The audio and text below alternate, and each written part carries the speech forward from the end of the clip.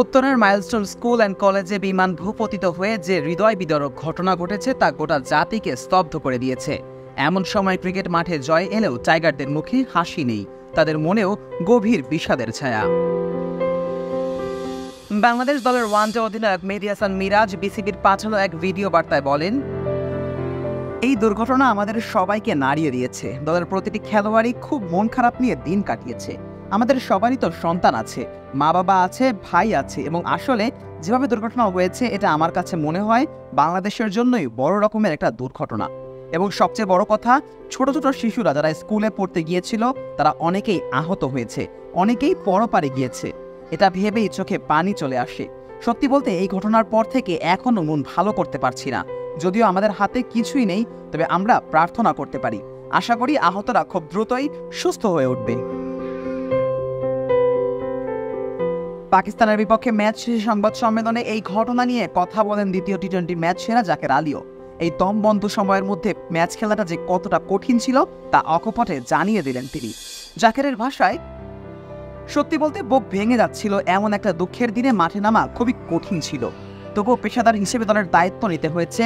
খেলার আগে ও পরে নিহতদের আত্মার শান্তি আর আহতদের সুস্থতার জন্য আমরা সবাই প্রার্থনা করেছি। ওয়ালটন এখন দেশের সীমানা পেরিয়ে পৌঁছে গিয়েছে 50টিরও বেশি দেশে। ওয়ালটন, ঘরে ঘরে, বিশ্বজুড়ে। পেসার তাসকিন আহমেদের বার্তায়ও ছিল একই সুর। বিসিবির পাঠানো ভিডিও বার্তায় তিনি বলেন, এই মর্মান্তিক দুর্ঘটনায় যারা প্রিয়জন হারিয়েছেন, আহত হয়েছেন, সবাইকে জানাই গভীর সমবেদনা। পুরো দেশ এই শোকে একত্রিত।